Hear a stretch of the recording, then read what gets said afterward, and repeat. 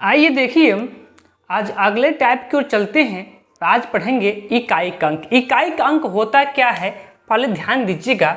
जैसे मान लीजिए हम लिखें 625, तो 625 में जो ये इकाई का अंक होता है, बचपन में हम लोग गिनते आए हैं कि इकाई दहाई सैकड़ा, तो यही क्या होता है, इकाइक अंक होता है। यही नंबर हमको ज्ञात करना है। लेकिन मान लीजिए कि ऐसे ही कुछ नंबर लिखा हो कि 26 इंटू मान लीजिए कि लिखा हो 45, और पूछ ले कि इन दोनों को मल्टीप्लाई करने के बाद इकाइक अंक क्या होगा, तो ध्यान दीजिएगा, जब इकाइक अंक पूछता है तो दहाई के स्थान पे, सैकड़े के स्थान पे या फिर हजार के स्थान पे क्या अंक है उससे मतलब नहीं होता है। केवल इकाई के अंक पे स्थान पे क्या है उसी अंक से हमको मतलब होता है।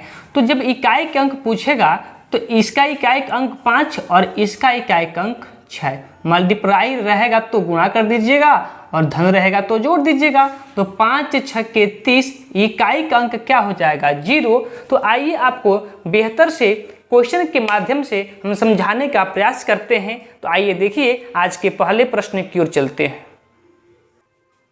पहला प्रश्न कह रहा है कि 4 इंटू में 38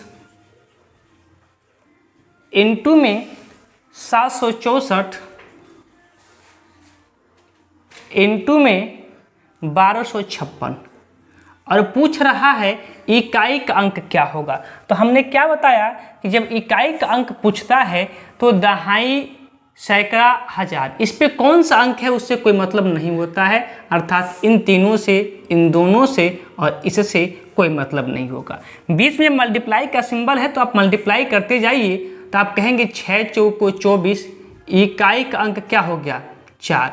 फिर अब 2 से कोई मतलब नहीं, 4 को उठाइए, 4 बटे क्या 32, 3 से कोई मतलब नहीं, 2 को उठाइए, 4 दूना 8, इकाइक अंक क्या हो गया, 8 हो गया। और यही 8 क्या हो जाएगा, आपका सही उत्तर हो जाएगा। ऑप्शन नंबर बी पे लिखा है। आइए अगले प्रश्न की ओर चलते हैं। अगला प्रश्न देखिएगा, घात वाला प्रश्न हमने उठाया है।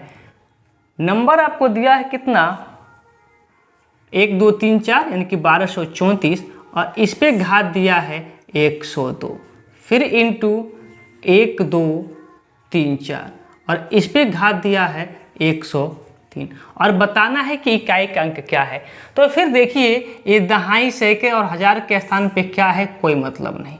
जब घात वाले प्रश्न होते हैं तो इसका एक नियम होता है कि आपको 4 से भाग देना पड़ता है। 4 से भाग क्यों देना पड़ता है, अगर ये आप जानना चाहते हैं तो जाइए हमारे मैथ फाउंडेशन बैच में नंबर सिस्टम की क्लास पढ़ा होगा, उसमें बेहतर तरीके से बताया गया होगा कि क्यों होता है ऐसा 4 से भाग देने की प्रक्रिया। लेकिन आइए मैं आपको डायरेक्ट बताने का प्रयास करता हूं। इसको भी 2 तरीके से कर सकते हैं, एक बार घात को 4 से भाग करने के बाद से, और एक डायरेक्ट कर सकते हैं। तो देखिए डायरेक्ट कैसे करेंगे, तो कभी भी 4 का यदि सम घात हो, 102 क्या है, सम संख्या है, तो यदि 4 का सम संख्या घात हो, जो 2 4 6 8 कुछ भी सम संख्या हो, तो हमेशा इसके इकाई के स्थान पे 6 आएगा। क्या आएगा, 6 आएगा। और विषम संख्या होगा तो 4 ही आएगा।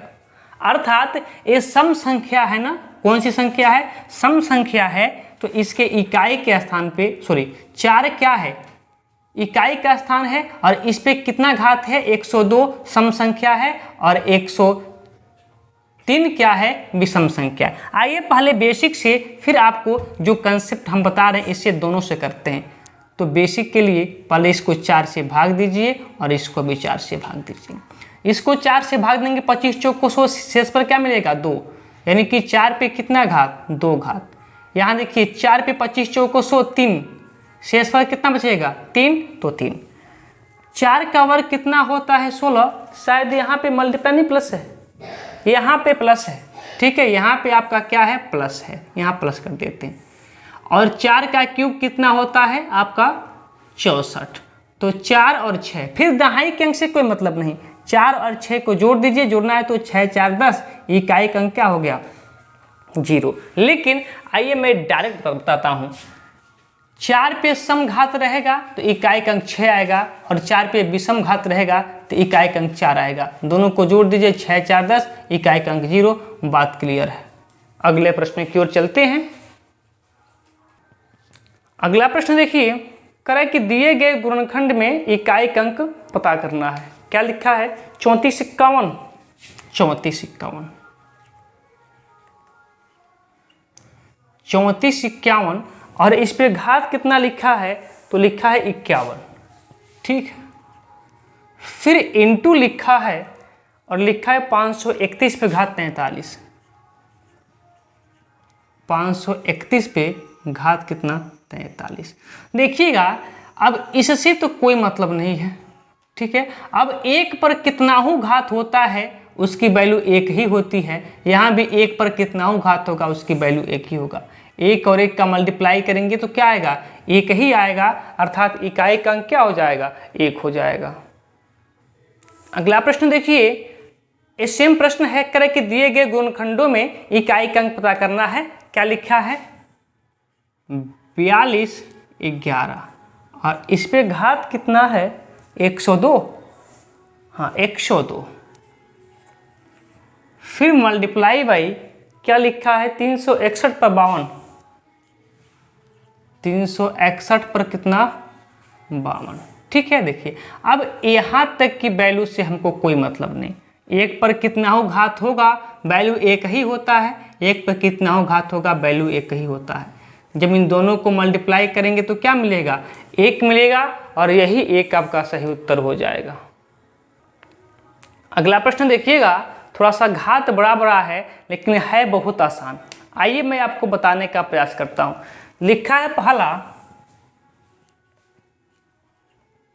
45 23, 45 23 पे घात कितना है? 1632, 1632 इंटू फिर कितना है?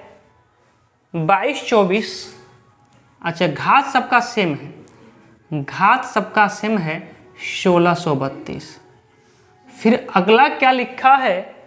32 25, 32 25, घात क्या है? 1632, सबका सेम है। चलिए, अब घात को या तो 4 से भाग करके देख लीजिए, नहीं तो एक आसान तरीका आपको बताई है। अब इस अंक से तो कोई हमको मतलब है ही नहीं। ठीक है, 3 का देखिए, इसको 4 से भाग देंगे तो शेषफल क्या मिलेगा? तो कहेंगे 4 चौको 16, 4/32, 108, शेषफल 0 बचेगा। जब शेषफल 0 बचता है ना, तो जिससे भाग दिए हैं अर्थात 4 घात लगा दीजिएगा। जब शेषफल 0 बचेगा तो घात 4, और नहीं तो शेषफल जो बचेगा वह घात यहाँ लगाते रहिएगा। ठीक है, अब देखिए अभी हमने क्या बताया, फिर 4 से भाग देने की आवश्यकता नहीं है। 4 का जब समघात होता है, 4 का जब समघात होता है तो इकाई के स्थान पे क्या आता है? अभी हमने आपको बताया 6 आता है। और 5 पर कितना हो घात हो, चाहे वो समघात हो चाहे विषम घात हो, कुछ भी 5 पर कितना हो घात होता है ना, उसकी इकाई का स्थान क्या आता है? 5 ही होगा।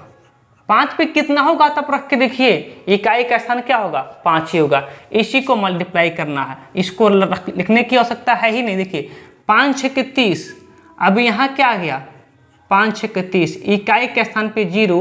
अब जब इकाई के स्थान पे 0 आ गया ना, तो अब इसमें आप किसी भी संख्या से गुणा करें, किसी भी संख्या से, इकाई के स्थान पे क्या आएगा? 0 ही आएगा। आप करके देख लीजिएगा। 1 में करेंगे तो 30 से कम 30, इकाई के स्थान पे 0। अब 2 से करेंगे तो 60, 0। 3 से करेंगे तब भी क्या? 90, 0। 5 से करेंगे 150, 0। 10 से करेंगे 300 तब भी 0। 15 से करेंगे 450 तब भी 0। किसी भी संख्या से जब मल्टीप्लाई करेंगे तो इकाई के स्थान पे क्या आएगा? 0 ही आएगा। बातें क्लियर हो रही हो तो अगले प्रश्न की ओर चलते हैं। अगला प्रश्न कह रहा है कि किसी भी प्राकृतिक संख्या n के लिए 6 पे n घात -5 पे n घात के परिणाम का अंतिम अंक हमेशा क्या होगा? देखिए क्या कर रहा है कि 6 पर n घात -5 पर n घात, इसका अब n का मान आपका 1 2 3 4 5 10 कुछ भी हो सकता है, तो इसका जो परिणाम आएगा इसका अंतर क्या होगा? तो मैं आपके जानकारी के लिए बता दूं, नोट भी करते रहिएगा कि 6 का पावर कुछ भी हो, चाहे 1 2 3 4 5 10 20 50 100 1000 कुछ भी हो, यदि 6 का घात कुछ भी होता है उसके इकाई का अंक हमेशा 6 आता है। पर रख के देख लीजिए, मन करे तो 1 रखिए, 2, 5, 10, जहाँ तक आप नंबर सोच सकते हैं वहाँ तक का घात रखिएगा, इकाई के स्थान पर हमेशा 6 ही आता है। माइनस दिया है तो माइनस। अभी हमने आपको बताया कि 5 पर भी कुछ भी घात हो, 5 पर भी कुछ भी घात हो, इकाई का अंक हमेशा क्या आता है? 5 ही आता है। 6 में से 5 ला जाएगा 1, हमेशा इकाई के स्थान पे क्या आएगा? 1 आएगा। जब इस पे n का मान आप कुछ भी रख के चेक करेंगे, और आप 1, 2, 3 अंक तक तो रख के चेक कर ही सकते हैं, रख के एक बार चेक कर लीजिएगा, हमेशा इकाई का अंक क्या आएगा? 1 ही आएगा। आइए अगले प्रश्न की ओर चलते हैं। अगला प्रश्न करा है कि 124 पर n घात, मैं पहले क्वेश्चन लिख देता हूं, 124 पे n घात, फिर क्या लिखा है? प्लस 124 पे कितना घात? n+1 घात। ठीक है, तो कह रहा है कि मान में इकाई के स्थान पे आने वाला अंक ज्ञात कीजिए जहां n एक पूर्ण संख्या। अब n के स्थान पे कुछ भी हो सकता है, वह चाहे 1, 2, 3, 4, 5, 6, लेकिन अभी हमने आपको क्या बताया था कि यदि 4 पे समघात होता है तो इकाई का स्थान 6 होता है, और जब 4 पे विषम घात होता है तो इकाई के स्थान पे क्या होता है? 4 होता है। आप रख के चेक कीजिए। चलिए मानिए कि हमने यहाँ पे 2 रखा, तो 2 क्या है? सम संख्या है, सम संख्या है 4 पे। अब इन सभी तो कोई मतलब हमको है ही नहीं। 4 पे यदि n की वैल्यू 2 रखते हैं तो 2 क्या है? सम संख्या। तो 4 का घात जब सम संख्या होता है तो इकाई के स्थान पे 6 आता है। जब यहाँ n की वैल्यू 2 रखेंगे तो 2, 1, 3 हो जाएगा। n की वैल्यू 2, 2, 1, 3। और जब 4 पे विषम संख्या होता है ना, तो हमेशा इकाई का अंक 4 होगा। तो 6, 4 क्या हो जाएगा? 10। 10 में इकाई का अंक क्या होता है? 0। लेकिन और आपको कहते हैं काहे 2 ही रखे हैं? 3, 4, 5 कुछ भी रखिए। चलिए हम 3 रख के देख लेते हैं। 3 रख देते हैं, n बराबर 3 रखेंगे तो 4 पे विषम घात, तो इकाई का अंक 4। जब यहाँ 3 रखेंगे तो 3, 1, 4, 3, 1, 4, 4 पे समघात तो क्या होगा? 6 आएगा। फिर भी 10, इकाई का अंक 0। कुछ और रख के चेक कीजिएगा। आप और कुछ रख के चेक करना चाहते हैं ना, तो और कुछ रख के भी चेक कर सकते हैं। चलिए मैं दिखा रहा हूं। देखिए, अब n का मान 5 रख लीजिए ना, क्या दिक्कत है? n की वैल्यू 5 रख लीजिए, तो फिर क्या होगा? 4 पे विषम घात, 4 पे विषम घात तो क्या हो जाएगा? इकाई के स्थान पे 4, और यहाँ 5 रखेंगे, 5, 1, 6, 5, 1, 6, 4 पे समघात, 5, 1, 6 सम है ना, 4 पे समघात, तो इकाई के स्थान पे 6, 6, 4, 10, क्या मिला इकाई के स्थान पे? 0। कुछ भी रखेंगे 0 होगा। कितना बेहतर था प्रश्न था। और ये प्रश्न आपका पूछा है कहाँ पे? एनटीपीसी के एग्जाम में। ठीक है, जो 2021 वाली भर्ती थी, जो एग्जाम हुआ था 21 में ना, हाँ, 16/1/2021 का 16/1/2021 के एग्जाम में एनटीपीसी के पूछा गया प्रश्न है। तो चलिए चलते हैं हम अपने अगले टाइप की ओर। आइए अगले टाइप की ओर चलते हैं। और अगला टाइप मोस्ट इंपॉर्टेंट टाइप है। टाइप तो वैसे सब क्या है? इंपॉर्टेंट है, लेकिन आगे जो टाइप मैं बताने जा रहा हूं इस समझने वाला बिल्कुल टाइप है, जिसमें हमको पता करना है गुणनखंडों की संख्या। ठीक है, तो आइए डायरेक्ट हम आपको लेके चलते हैं अपने क्वेश्चंस की ओर, और क्वेश्चन के माध्यम से ही आपको समझाने का प्रयास करते हैं। प्रश्न कराए कि 4002 में गुणनखंडों की संख्या ज्ञात कीजिए। एक एक प्रश्न आता जाएगा और मैं आपको समझाने का प्रयास करता जाऊंगा। ठीक है, एक एक प्रश्न एक ही बार बता देंगे पूरा ना, तो कन्फ्यूजन में फंस जाएंगे आप लोग। क्या पूछा है कि 4200 में गुणनखंडों की संख्या। कुछ मत कीजिएगा ना, आप 4200 का गुणनखंड निकाल लीजिएगा। कितना से कटेगा? 2 से। तो क्या कहेंगे आप यहाँ पे? 2100। फिर किससे कटेगा? 200 से। क्या कहेंगे आप? 1050। फिर 2 से कटेगा, आप क्या कहेंगे? 525। फिर किससे कटेगा? 3 से। तो 3 एकम 3 और 3 7 21, 3 25 15। फिर किससे का कटेगा? तो 7 5 12 13, 5 से कटेगा 5 से। तो कितने बार में 5 तियाँ 15, 5 तियाँ 15 और 5 पचे 25। फिर किससे कटेगा? 5 से। 5 सते 5 और लास्ट में किससे कटेगा? 7 से। गुणनखंड क्या मिला? तो आपने देखा कि 1 2 3, 2 पर 3 घात इंटू 3 पर 1 घात, और क्या आपने देखा? 5 पे 2 घात, और क्या देखा? 7 पर 1 घात। बोलिए गुणनखंड मिलेगा यही ना? यही मिलेगा। ठीक है, तो आपको क्या करना होता है कि जब आपसे क्या पूछा है, सभी गुणनखंडों की संख्या ज्ञात कीजिए। यहाँ सभी गुणनखंड पूछा है। इसमें 4 टाइप के प्रश्न पूछते हैं। यहाँ पूछा है सभी गुणनखंड। देखिए, एक बार सभी गुणनखंड आपसे पूछता है, उसके बाद से आपसे पूछ लेता है, जानते हैं क्या? सम गुणनखंड कितने हैं। फिर पूछ लेता है कि विषम गुणनखंड कितने हैं। फिर पूछ लेता है कि अभाज्य गुणनखंड कितने हैं। ऐसे प्रश्न पूछता है। तो जब सभी गुणनखंड की बात करता है ना, तो कुछ मत कीजिएगा, घात को देखिएगा। हमेशा घात पर ही निर्भर होता है, चाहे वो सम विषम अभाज्य कुछ भी पूछे। घात पे सभी में क्या करते हैं कि यहाँ 3 घात है ना, तो इसमें 1 जोड़ दीजिए। कितना होगा? 4। मल्टीप्लाई कर दीजिएगा, 1 घात है, यहाँ 1 है ना, तो 2 1 जोड़ दीजिएगा, 2 हो जाएगा। यहाँ 2 है ना, तो 1 जोड़ दीजिएगा, 3 हो जाएगा। यहाँ 1 है ना, इसमें 1 जोड़ दीजिएगा, 2 हो जाएगा। इसी को मल्टीप्लाई कर लीजिएगा, यही आपका आंसर होगा। देखिए 4 दूना 8, 8 3 के 24, 24 दूना 48। टोटल गुणनखंडों की संख्या कितनी हो जाएगी? 48 हो जाएगी। सबसे आसान तरीका यही होता है। फिर भी यदि किसी को डाउट है तो एक प्रश्न और लेते हैं, ताकि आपके समस्या का पूरी तरीके से क्लियर हो जाए। अगला प्रश्न देखिएगा, कह रहा है कि 12,288 संख्या के कितने गुणनखंड होंगे, यानी कि सभी संख्या पूछा है, सभी गुणनखंड पूछा है। वही प्रश्न है और वही तरीका है। क्या दिया है प्रश्न? ठीक है, वही तरीका और वही प्रश्न। किससे डिवाइड होगा? गुणनखंड निकालिए तो 2 से। कहेंगे 2 6 के 12, 2 एकम 2 और 4 दूना 8, 4 दूना 8। फिर किससे कटेगा? 2 से। क्या कहेंगे? 3 0 7 दूना 14, 2 दूना 4। फिर किससे कटेगा? 2 से। कहेंगे 15 दूना 30 और 36 दूना 72। फिर किससे कटेगा? 2 से। आप कहेंगे 7 दूना 14 और 6 दूना 12 और 8 दूना 16। ठीक है, फिर किससे कटेगा? 2 से।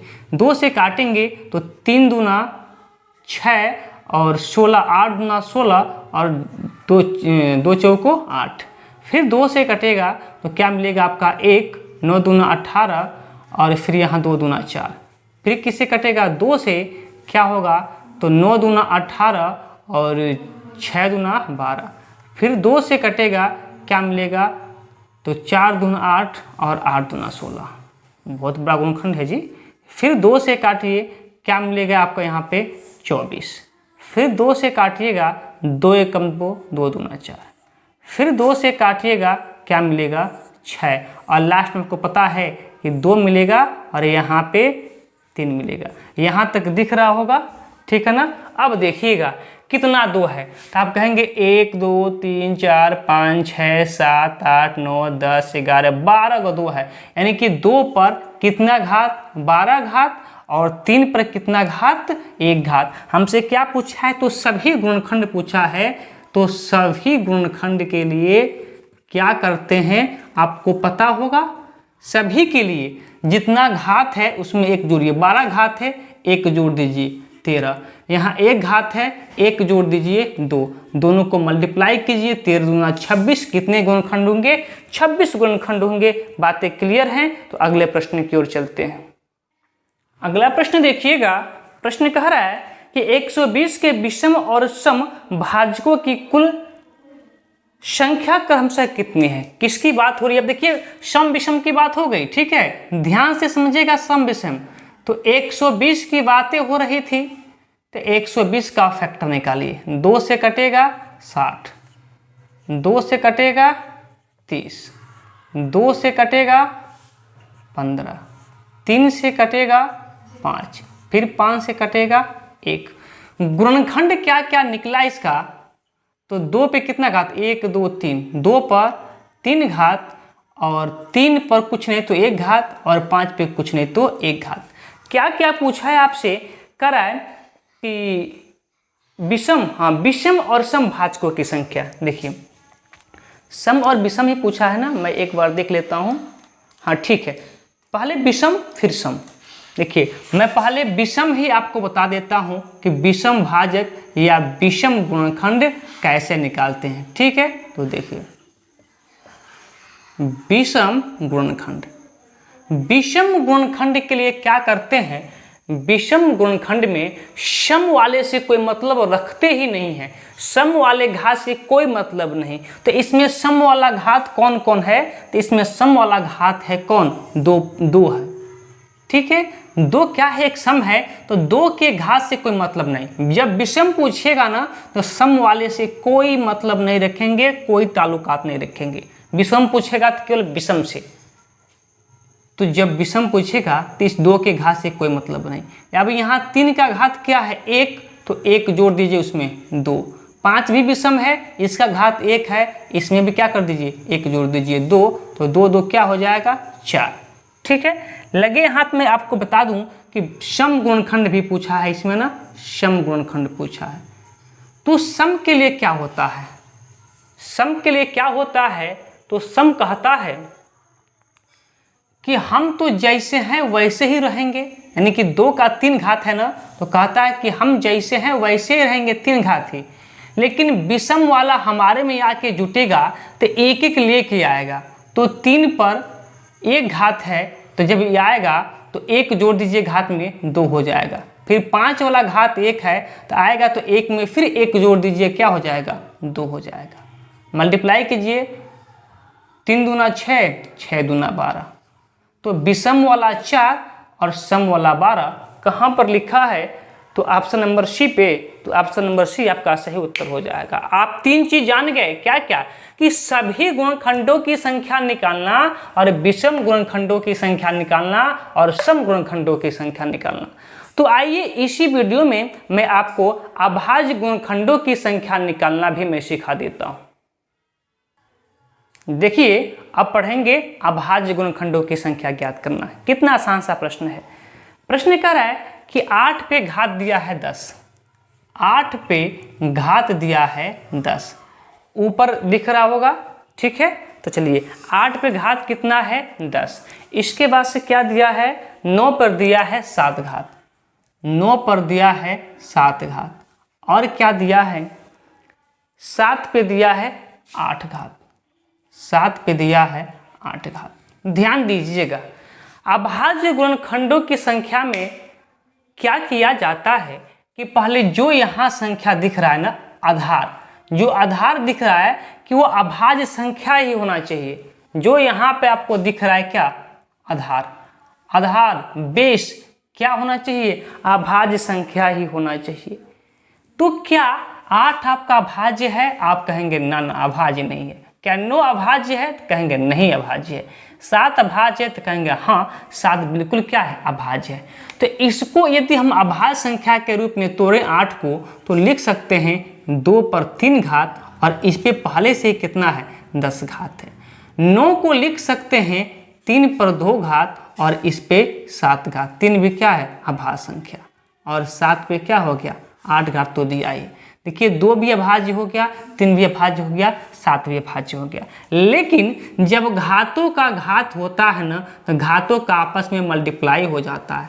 तो 2 पे कितना हो जाएगा 10 तियां 30 घात, इंटू 3 पे कितना हो जाएगा 7 दूना 14 घात, इंटू 7 पे कितना हो जाएगा 8 घात। क्या पूछा है कि अभाज्य गुणनखंड, अभाज्य गुणनखंड के केस में क्या किया जाता है, अभाज्य गुणनखंड कुछ नहीं किया जाता है, जितना घात दिया है ना उसी को जोड़ लीजिए। पहला घात 30 है, उसके बाद से 14 है, फिर 8 है, इसी को जोड़ लीजिए। 8 4 12 के 2 कैरी 1, 3 1 4 1 कैरी कितना 5, 52 अभाज्य गुणनखंड होंगे। कहीं दिया है ऑप्शन में? तो ऑप्शन नंबर कहाँ दिया आपका 52, ऑप्शन नंबर सी पर दिया है, यही आपका सही उत्तर हो जाएगा। ठीक है ना। आइए अभाज्य संख्या वाला एक और प्रश्न देखते हैं।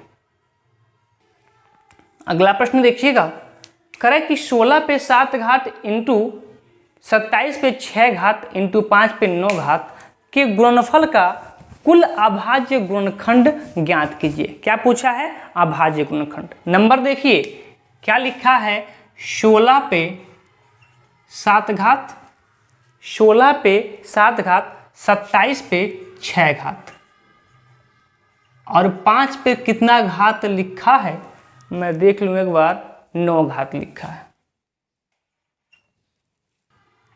तो देखिए क्या जो आधार है सभी अभाज्य संख्या हैं? तो आप कहेंगे नहीं, 16 भी अभाज्य नहीं है, 27 भी अभाज्य नहीं है और 5 भी अभाज्य नहीं है।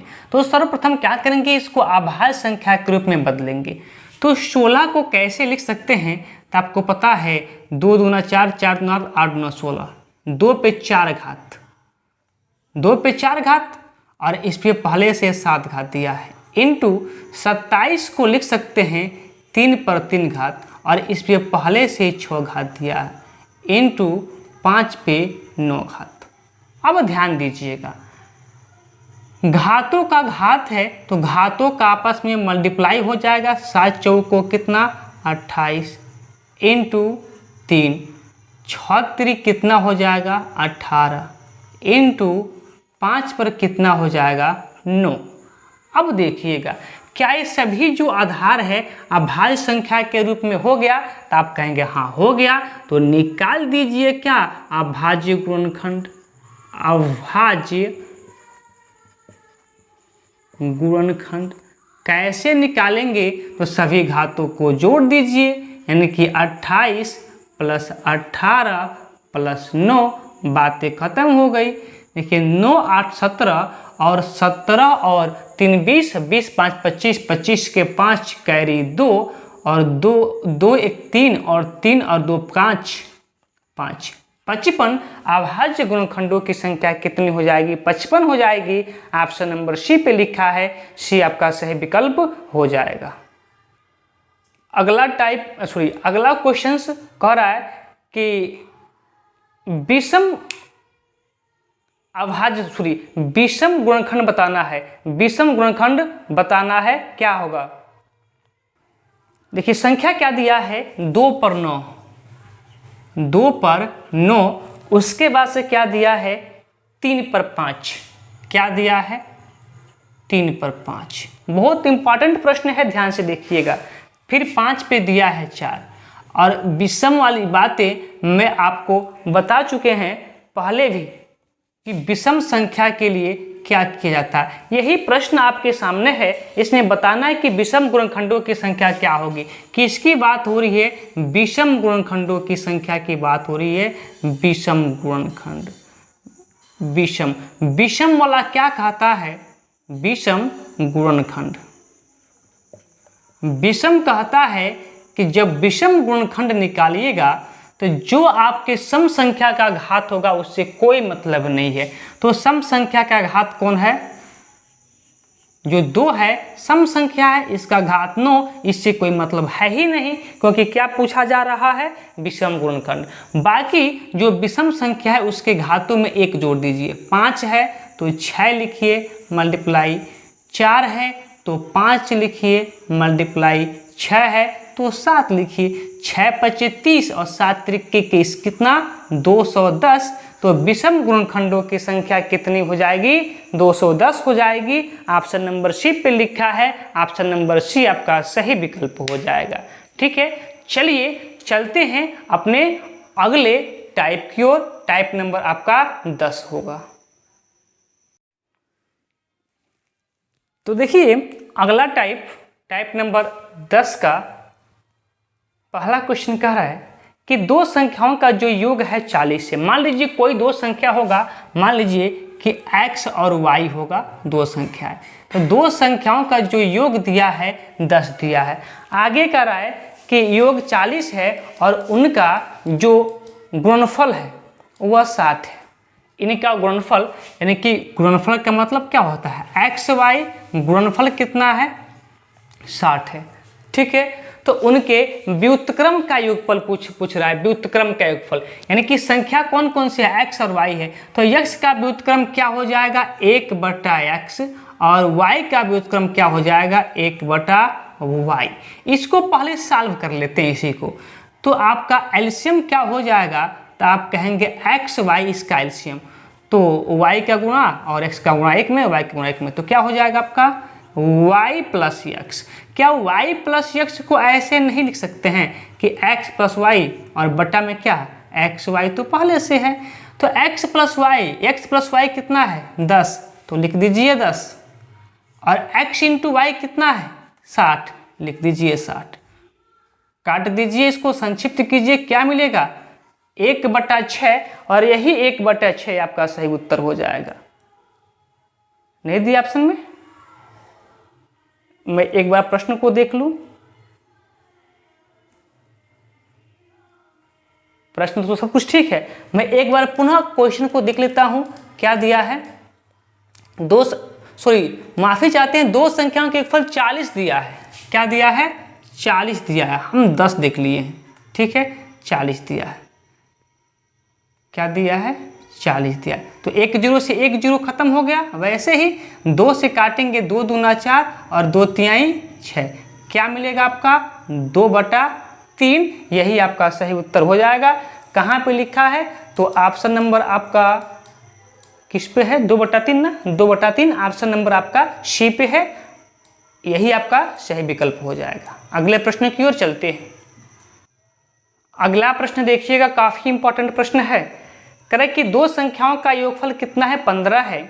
यदि उनके व्युत्क्रमों का योग दे दिया, अब क्या दिया है, व्युत्क्रम का योग दिया है कितना 3/10 हो, तो दोनों संख्याएं क्या क्या हैं, कौन कौन सी हैं। अब ऐसे जब प्रश्न आते हैं ना, तो ऑप्शन से करना बेहद आसान होता है। पहला ऑप्शन ही पकड़ लेते हैं। पहले तो एक बात देखिए कि चारों ऑप्शनों में किन किन ऑप्शन का जो योगफल है 15 है, तो हम देख पा रहे हैं कि सभी का जो योगफल है 15 है। तो फिर व्युत्क्रम का योगफल चेक कर लीजिए। पहले ही ऑप्शन को चेक करते हैं। पहला ऑप्शन क्या दिया है आपका, 5 और 10 दिया है।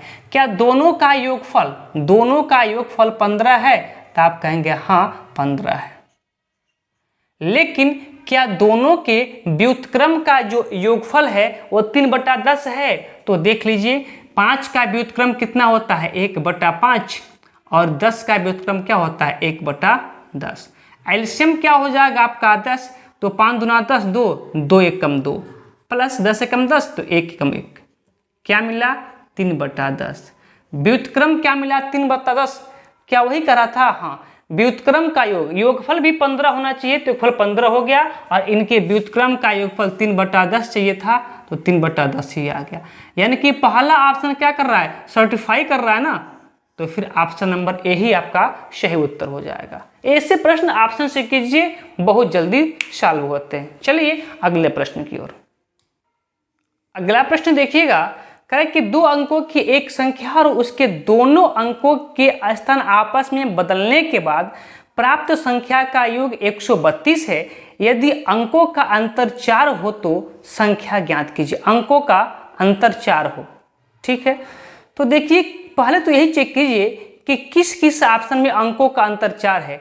तो पहला ऑप्शन 4 3 7 अंतर है, 8 4 12 अंतर 4 का है, 4 3 7 और 4 2 6 सब में अंतर 4 का है। तो फिर योगफल चेक कीजिए आप, क्या कि 2 अंकों की एक संख्या है और उसके दोनों अंकों के स्थान आपस में बदलने पर प्राप्त संख्या का योगफल 132 है।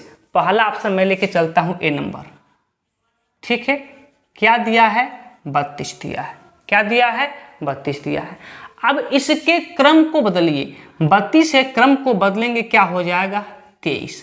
अब देख लिए क्या दोनों का योगफल 132 हो रहा है, तो आप कहें कि 3 2 5, इकाई के स्थान पे 5 आ गया तो नहीं हो सकता है, क्योंकि 132 में इकाई के स्थान पे 2 आना चाहिए, यहाँ पे 5 आ गया, पहला ऑप्शन नहीं हो सकता है। दूसरा ऑप्शन देखिए क्या लिखा है 84, क्या लिखा है 84। 84 के क्रम को बदलिए तो 84 को जब क्रम को बदलेंगे तो क्या होगा 48। जोड़ दीजिए, क्या 132 हो रहा है? आप कहेंगे 8 4 12 के 2 कैरी 1 और 8 4 12 13। देखिए 132 हो गया, 132 हो गया, ऑप्शन नंबर बी। तो ऑप्शन नंबर बी जब सर्टिफाई हो रहा है तो ऑप्शन नंबर बी आपका सही उत्तर हो जाएगा। ठीक है ना। अगला प्रश्न, अगला प्रश्न देखिएगा। प्रश्न कह रहा है कि दो अंकों की संख्या के अंकों का योग 5 है। ठीक है, तो ऑप्शन में देखें सभी के कुल 5 हो रहा है। ठीक है, कोई दिक्कत नहीं। फिर आगे कराए कि यदि अंकों के क्रम को उलट दिया जाए तो नई संख्या में 1 बढ़ाने पर यह मूल संख्या के 3 गुने के बराबर होती है। संख्या ज्ञात कीजिए। आइए ऑप्शन की ओर चलते हैं, ऑप्शन से देखते हैं। पहला ऑप्शन क्या है? 14, अर्थात मूल संख्या यदि 14 है तो इसके क्रम को बदल के 1 बढ़ाने पे जब इसके क्रम को बदलेंगे तो 14 है, क्या हो जाएगा? 1 4 है, 4 1 हो जाएगा। 1 बढ़ाएंगे तो क्या हो जाएगा? 42। क्या हो जाएगा? 42। यहाँ 42। क्या कर रहा है प्रश्न में? क्रम को उलट दिया जाए और 1 अंक बढ़ाने पर, ठीक है, देखिए 1 बढ़ा दिए तो क्या हो गया? क्रम को उल्टे कितना हो गया? 41। 41 में करें कि 1 बढ़ा दीजिए, क्या हो जाएगा? 42। तो करें कि मूल संख्या का 3 गुना हो जाता है। देखिए क्या मूल, ये नहीं करा प्रश्न में, मूल संख्या के 3 गुना के बराबर होती है। हाँ, देखिए क्या मूल संख्या के 3 गुना है? 14 का 3 गुना है? तो आप कहेंगे नहीं है, तो ऑप्शन नंबर ए गलत। दूसरा कराए 32। 32 मूल संख्या आपका है, इसके क्रम को बदलिए, क्या होगा? 23 और इसमें 1 ऐड करने के लिए कह रहा है, कितना हो जाएगा? 24। क्या देखिए इसका 3 गुना है, ये तो कम में है, 2 गुना भी नहीं है, 1 गुना भी नहीं है, उससे भी कम है। तो ऑप्शन नंबर बी भी क्या हो जाएगा? गलत। सी पे आइए, क्या लिखा है? 23 लिखा है।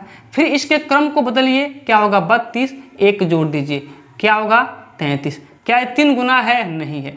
जब ए भी नहीं है, बी भी नहीं है, सी भी नहीं है, तो बच गया डी ही हो गया। लेकिन चेक भी कर लेते हैं, क्या लिखा है यहाँ पे? 41 ना, 41। माफी चाहते हैं, यहाँ देखिएगा ऑप्शन नंबर ए ही सही है। 14 3 42 नहीं दिख रहे हैं? 3 गुना है नहीं, 14 3 42, ऑप्शन नंबर ए सही है। 14 3 42 मूल संख्या 14 है, इसके क्रम को बदले तो 41 हो गया, 1 जोड़ने की बात कर रहा है तो 42 हो गया। क्या इसका 3 गुना है? तो 14 3 42, हाँ, ऑप्शन नंबर ए ही सही है। ठीक है, बाकी सब क्या है? गलत है। तो चलिए अगले प्रश्न की ओर चलते हैं। अगला प्रश्न क्या कहा है? कह रहा है कि 2 अंकों वाली एक संख्या के अंकों का योग 12 है। यदि अंकों के क्रम को उलट दिया जाता है तो प्राप्त नई संख्या का 7 गुना मूल संख्या के 4 गुने के बराबर है। संख्या ज्ञात कीजिए। इसको भी ऑप्शन से मान लीजिए, मूल संख्या पहला ऑप्शन क्या है? 84। मूल संख्या क्या है? 84 है। जब इसके क्रम को बदलेंगे 84 के क्रम को तो क्या बनेगा? आपको पता है? 48। क्या बनेगा? 48। प्रश्न में क्या कह रहा था कि मूल संख्या तो प्राप्त नई संख्या का 7 गुना, नई संख्या का यानी कि नई संख्या का 7 गुना मूल संख्या के 4 गुने के बराबर है। देख लीजिए क्या ये दोनों बराबर है? दोनों बराबर होगा तो सही होगा, नहीं होगा तो आगे चलेंगे। तो क्या होगा? 4 चौको 16 के 6 कैरी 1, 4 बटे 32, 32 से 33, 336। यहाँ देखिए 7 बटे 56 के 6 कैरी 5 और 7 दूना 14, 7 चौको 28 और 28 5 कितना? 33। लीजिए पहला ही ऑप्शन सर्टिफाई हो गया, तो ऑप्शन नंबर ए ही क्या हो जाएगा? सही विकल्प हो जाएगा। अगला प्रश्न देखिएगा, किसी संख्या में 7 जोड़ने पर प्राप्त योग को 5 से गुणा किया जाता है और इस प्रकार प्राप्त गुणनफल को 9 से विभाजित किया जाता है। इस प्रकार प्राप्त भागफल में से 3 घटाने पर 12 प्राप्त होती है। मूल संख्या क्या होगा? इसको भी ऑप्शन से, बहुत जल्दी होगा ऑप्शन से। ठीक है, आइए मान लीजिए कि मूल संख्या क्या है? 60 है। पहला 60 है, तो करें कि मूल संख्या में 7 जोड़ने पर और योगफल को 5 से गुणा करने पे, मूल संख्या 60 था, इसमें 7 जोड़ेंगे तो 67 हो जाएगा 5 से गुणा करने के बाद क्या करा है कि 9 से विभाजित किया जाता है। क्या 9 से भाग जाएगा? 9 ही 67 में, 9 ही 5 में, भाग जाएगा नहीं, ऑप्शन गलत। अगला कह रहा है बी ऑप्शन, मान लेते हैं 40 है, तो कह रहा है कि मूल संख्या में, बी ऑप्शन है, मूल संख्या में 7 जोड़ने पे 4 में 40 में आप 7 जोड़ेंगे 47 और 5 से गुणा करने के बाद 9 से भाग, ये भाग जाएगी? नहीं जाएगा, ये भी गलत। सी ऑप्शन देखिएगा क्या लिखा है आपका 30, मूल संख्या 30। अब इस 30 में 7 जोड़ने पे 37 और इसमें 5 से गुणा करने के बाद 9 से भाग देने पे भाग जाएगी? नहीं जाएगा, ये भी ऑप्शन गलत। डी ऑप्शन, जब 3 को गलत तो फिक्स है, कौन सही होगा? डी ही सही होगा, किंतु चेक करना लाजमी है, चेक कर लेते हैं। मान लीजिए मूल संख्या कितना है 20, 20 में 7 जोड़ेंगे 27, 5 से गुणा करना है, कर दिए, 9 से भाग देना है, भाग दे दिए, तो 9 3 27, 3 5 15, क्या मिलेगा? 15। और कह रहा है कि प्राप्त 9 से भाग देने के बाद 9 से विभाजित किया जाता है, फिर प्राप्त भागफल में से 3 घटाने पर, अब इसमें से 3 घटाने पर क्या प्राप्त होता है? 12। 12 प्राप्त हो गया ना, 15 में से 3 घटाइए 12, और यही प्रश्न कर रहा है कि भागफल में से 3 घटाने पे 12 प्राप्त होती है, तो 15 में से 3 घटाए तो 12 प्राप्त हो गया, तो ऑप्शन नंबर डी आपका क्या हो जाएगा? सही उत्तर हो जाएगा। अगला प्रश्न देखिएगा, कह रहा है कि एक भाग के प्रश्न में भाजक भागफल का 2 गुना है एवं शेषफल का 6 गुना है, यदि शेष 8 है तो भाज्य का मान ज्ञात कीजिए। ध्यान दीजिएगा, प्रश्न क्या कह रहा है कि आपको बचपन में पता होगा और हम भी आपको बताए हैं फाउंडेशन बेस में कि भाज्य बराबर क्या होता है? भाज्य बराबर भाजक गुणे भागफल और प्लस शेषफल। बताया गया है, बताया गया है, ठीक है। अब इसमें क्या कर रहा है कि जो आपका भाजक भागफल का 2 गुना है, जो भाजक है भागफल का 2 गुना है, यानी कि भागफल जितना है ना उसका 2 गुना क्या है? भाजक है, किंतु शेषफल का कितना है? 6 गुना है, किंतु शेषफल का 6 गुना है, कौन? भाजक। तो यदि शेषफल 8 है तो इसका 6 गुना कौन होगा? भाजक। तो 8 का 6 गुना 8 6 के कितना हो जाएगा? 48। और क्या कर रहा है कि जो भाजक था भागफल का 2 गुना था, जब भागफल कितना है? 48 है, तो सॉरी भाजक क्या है? 48 है, तो भागफल इसका आधा ही होगा 24, तभी तो जाके इसका 2 गुना होगा। बस इसी को मल्टीप्लाई कर देना है, ठीक है। मल्टीप्लाई करके देख लेते हैं क्या आता है।